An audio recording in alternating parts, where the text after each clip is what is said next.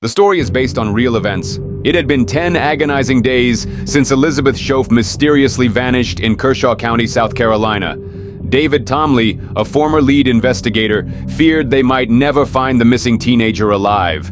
But one message would change the course of the investigation forever, a message from Elizabeth herself. On September 6, 2006, 14-year-old Elizabeth Shoaf was walking home from middle school in Lugoff, South Carolina, when a man posing as a police officer approached her. He falsely accused her of drug possession, handcuffed her, and led her into the woods. The man, Vincent Filial, was a 36-year-old fugitive who had fabricated the police uniform and charges. Realizing she was in danger, Elizabeth left her shoes behind in the woods as a clue. Vincent eventually took her to a hidden bunker near his trailer. The underground shelter was equipped with makeshift shelves, a rudimentary bathroom, and supplies. But it became a prison of unimaginable torment for Elizabeth. Vincent repeatedly threatened Elizabeth, placing what appeared to be explosives around her neck and warning her not to escape. He also threatened to harm her family. Despite this, Elizabeth devised a plan to gain his trust. She engaged him in conversation, pretending to show interest in his life and eventually convincing him to let her step outside briefly.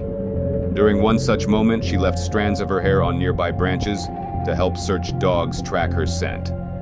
Elizabeth's cleverness peaked when she persuaded Vincent to let her use his phone under the guise of playing games. Instead, she secretly sent a text to her mother. "Hi, Mom. I'm in a hole across from Charm Hill where trucks pass. There's a bomb. Call the police." Elizabeth's mother immediately contacted law enforcement. Detectives traced the message to Vincent's trailer, just a mile from Elizabeth's home. Meanwhile, helicopters and news reports surrounding the intercepted signal panicked Vincent. At Elizabeth's suggestion, he fled the bunker, leaving her behind. On September 16, 2006, after a thorough search of the woods, officers heard cries for help. David Tomley found Elizabeth standing alone. Exhausted but alive, she was rescued and reunited with her family. "This child saved herself," Tomley later said. The next day, Vincent was arrested walking along the highway armed with a shotgun and night vision goggles. In September 2007, he was sentenced to 421 years in prison for kidnapping and assault. His crimes were linked to a troubled past, including an abusive childhood and prior accusations of assault. Now, in her late 20s, Elizabeth has turned her ordeal into a source of strength. She graduated college, worked as a dental assistant, and volunteers to educate children and parents about the dangers of strangers.